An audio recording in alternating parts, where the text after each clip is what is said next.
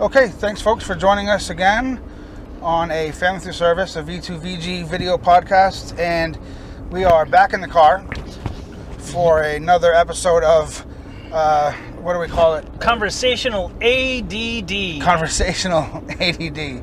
This time we're wearing lapel mics because the last couple times we tried the Rode microphone and it didn't work, so we're doing back to the old school with the lapel mics. No sound. It was. They were both good videos too. Well, they would have been rather. It does suck. The video is great, but the audio wasn't there. So I guess we do that. So we drove down to meet our contact down with Vouchers for Veterans, and she was very, very generous to us for giving us food cards and such for our clients up in the northern part of the state, basically. Yeah, so. And and some other stuff. She's this was kind of what was left over from her winter program that she ran, and so we're going through a toll. So I don't know if this guy's name is Willie.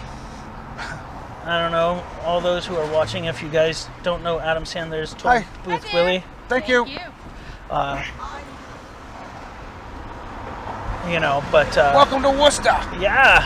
So yeah, we there's a lot of stuff, I guess, that I mean, this is whenever we take these trips, it tends to be a lot more longer length trips than so I mean, the last few that we've taken have been 2+ hours each way. Yeah. This one including, and so we had a lot of already conversations on the way down that we didn't record, but right. So where should we start?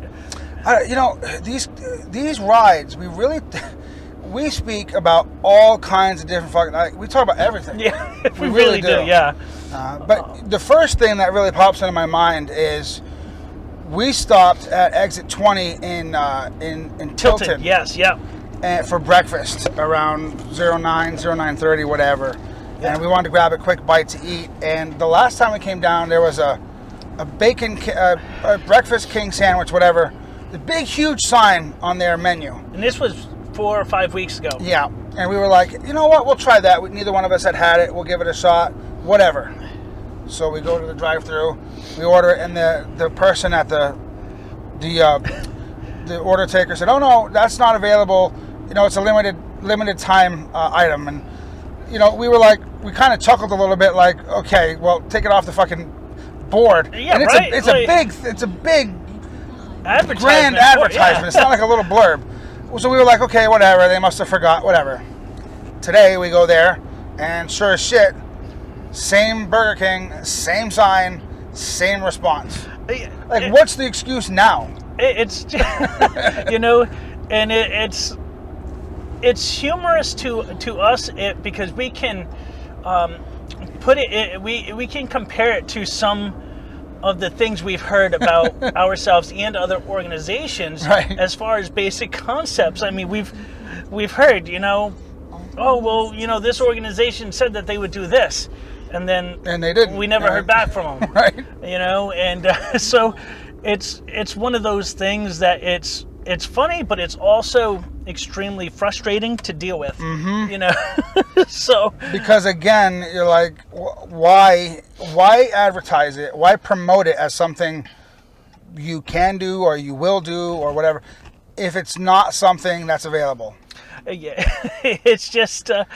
It's I don't know, man, and it's so funny. Just that this is, and they say it like, oh, it's a limited time, thing. Like, okay, and I get that, I understand. Take it off the freaking sign. Yeah, they look at us and respond as if we're asking because it's our favorite sandwich, not as if we're looking at a sign that is probably the second biggest sign on the menu. And they talk to us like we're stupid. Like, duh, it's a limited time item. Like, what the fuck? Anyway, it's just really frustrating. And we kind of laughed. We're like, yeah. I think Chuck actually said, so they could hear, like, is this the same Burger King an item that they told us we couldn't get? Yes, it is. Yeah, yeah, because again, we go up and we're like, oh, that looks good. I'm like, is that the same sandwich that they said that they didn't have last time? And sure enough, of course it was. Yeah, and, of course it was. And it's just funny. It's kind of like, well, it's not like, but it's just as wonky as, us getting, thank you cards that say, go fuck yourself. And yeah, we told, and like, thanks for nothing. Yeah, we don't promote ourselves as being anything other than who we are. We don't look for additional, accolades attention or accolade or exactly. Of course, you got to use those big words I can't spell. Accolades. I can't. ACC Olades. Yes, rolades. But and it's frustrating because we run into organizations who do this.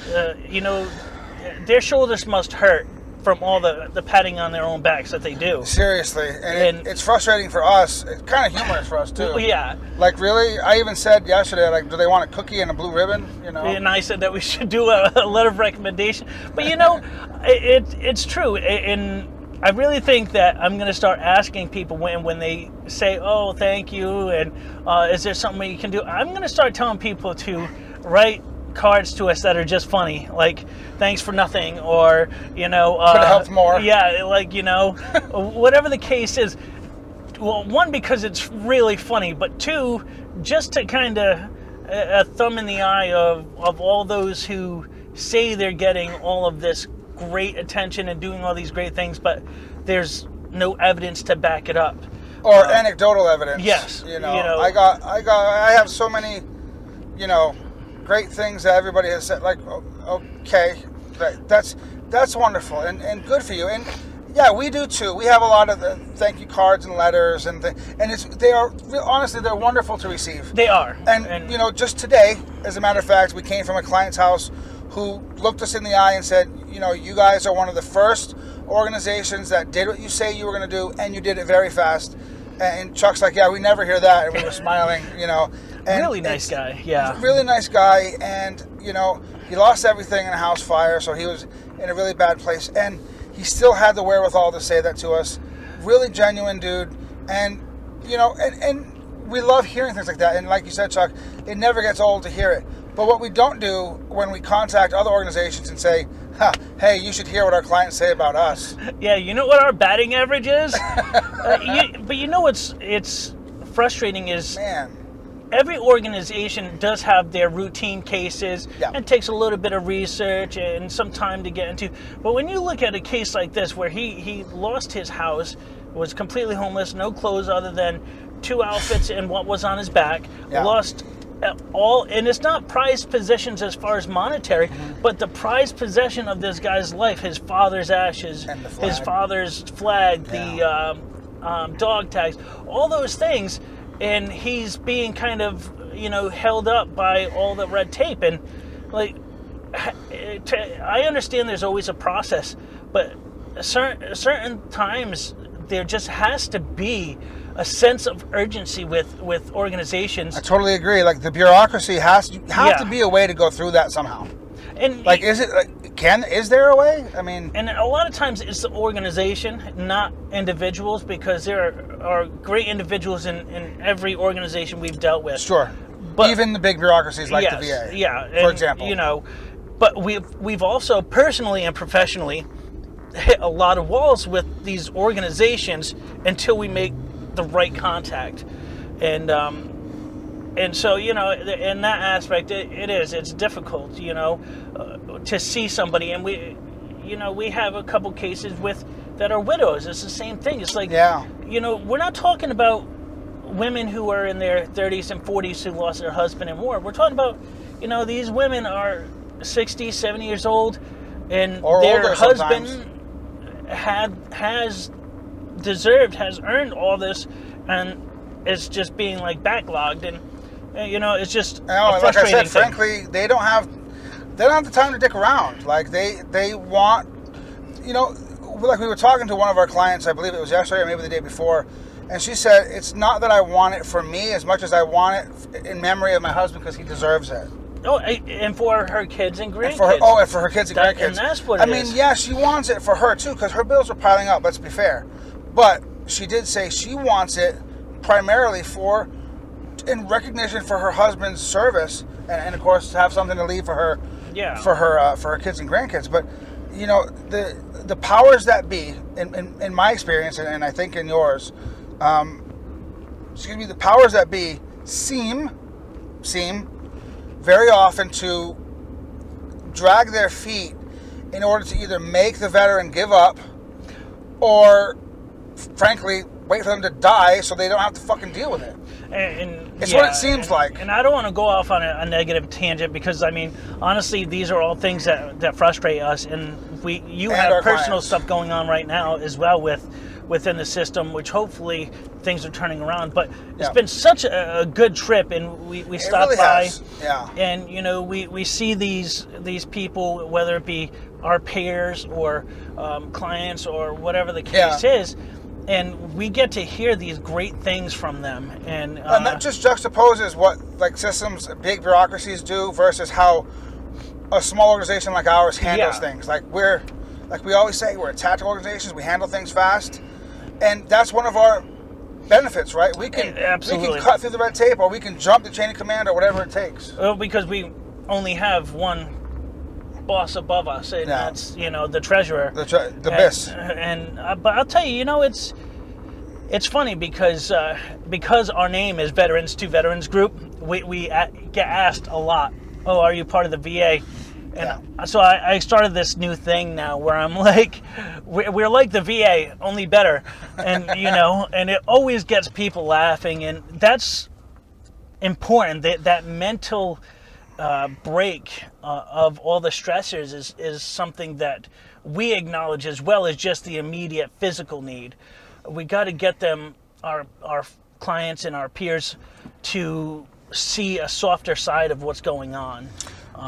You definitely have to help them see the silver lining, because there almost always is one. I mean, and you got to build that rapport with them, both personally and professionally, because a lot of these people have been through the system or systems, and they have, well, let's be honest, they have a lack of trust in charity organizations and other organizations who have dropped the ball, and we want to let them know that that's not what we do, and we can help them. And then when we do give them the help, or get them the help from one of our sister organizations, their demeanor turns around. It really does. You know? And you know, talking about organizations and businesses and stuff, on a positive note, in the last 2 days, we had 2 individual clients that we were working with financial aid wise. One for auto mechanic to try and get his vehicle fixed and able to take care of his medical needs and stuff. And so we get the quote, we pass. It was like, I don't know, $700 and something.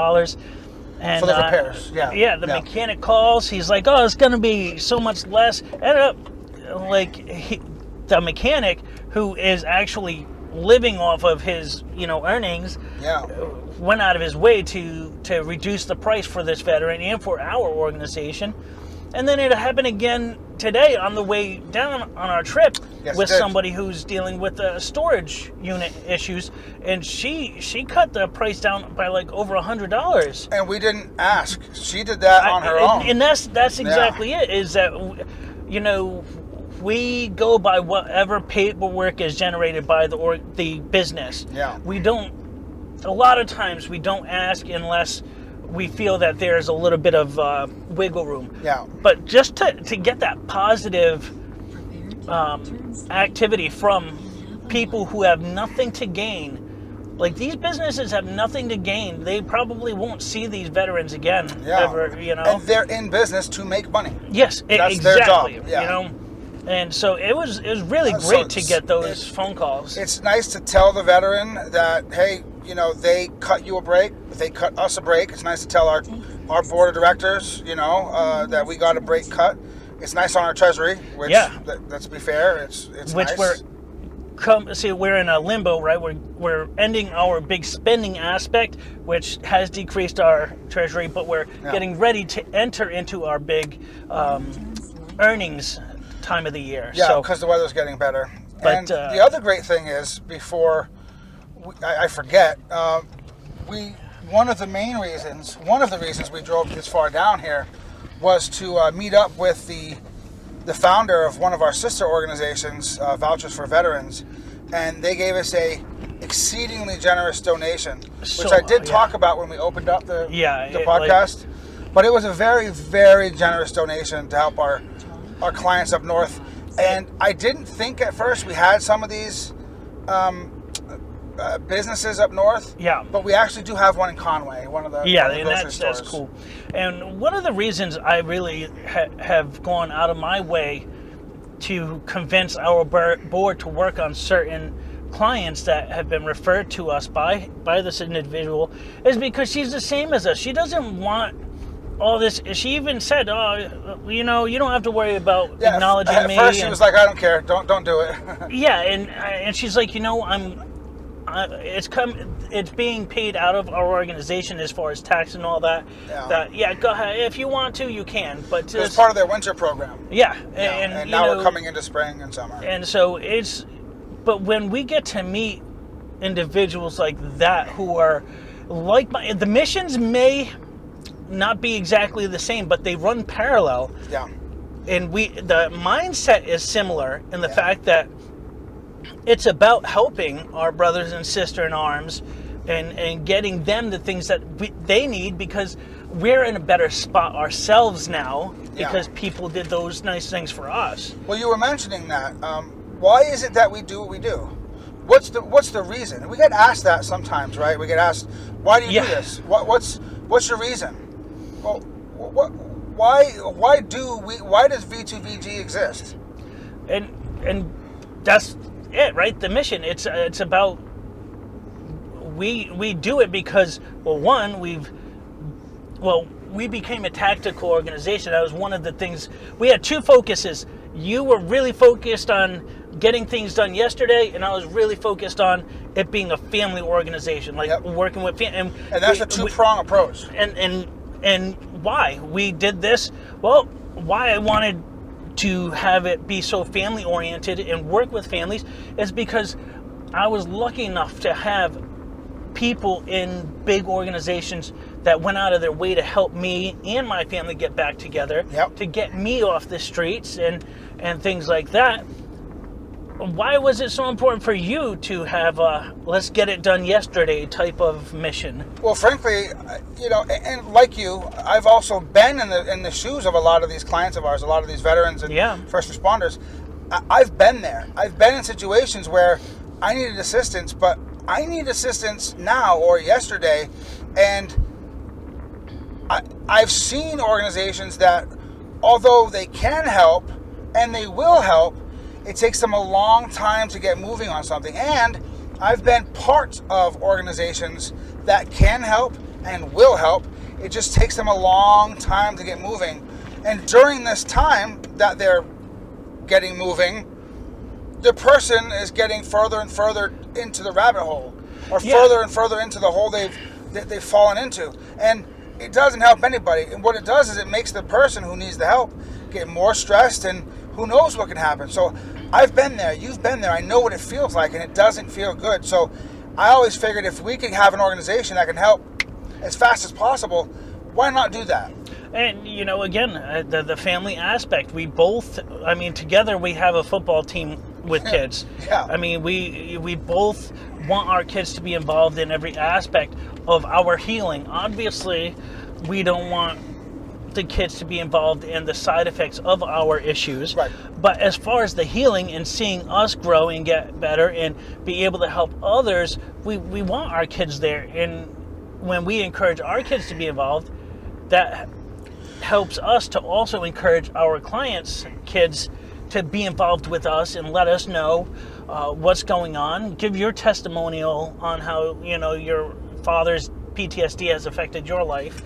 Those type of things, to just really continue putting things, put a full picture on it. Yeah, I totally agree. And one of the things I really like about the organization is that we can actually say, it's kind of like a leader saying, I won't ask my men or women or people to do what I've never done, or ask them to do something that I won't do. It's sort of similar to that, the other side of the coin. I won't ask I won't offer to help somebody that I either haven't been in the situation of, or that I don't think that I can help them with, or empathize with, because we know what it's like to need help. And it is funny because we've come across clients who are like, "Oh, I'm so sorry, it's so messy in here," or I'm sorry to bother you, and I really didn't want to bother. And to us, it's like, the fact that you are embarrassed by it is a good thing. It means you have some sort of pride, which is good. But on the other hand, it's like, and we always say this: don't be, because this is what we do. And exactly, and outside of those two aspects of our mission, the only thing that separates us from the VA, the DAV, the VFW, is those organizations are actually paid employers, where not only every aspect of what we do is voluntary, but we also donate so much of our own money into different programs, like the Nancy Can. It's not it's not like either one of us are rich. I mean, we share a driveway. That's how poor we are, is we have to share a driveway. But it's about time and money, right? We volunteer our time, we volunteer our money and our talents, and we do the best we can. And we got a good thing coming up now with COVID coming to a close, and we're trying to help some good veterans reestablish themselves in the North Country Veterans Committee, and I'm really excited about it. I'm excited that Crystal Letourneau, who is the vice president, and Dave Cantor, as the president, come to our organization, along with a couple other individuals, for advice on ways we can try and help each other lift each other up and become an overall force to be reckoned with. So it's really exciting to continue to not only help what we do, but be involved in other aspects that will help the people that end up being our primary clientele. I agree, and we're having peer support now. We're still growing, and we're growing really at an exponential rate. And frankly, I think that we're still heading in the right direction.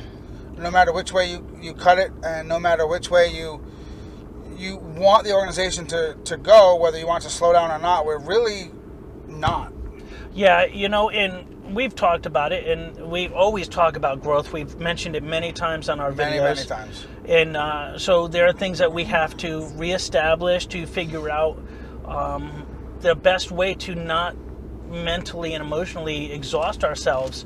So, there's certain policies we have to make some adjustments to, or whatever the case is, maybe different money amounts that we can do. So we're always doing these conversations privately between us four executives and then our entire board.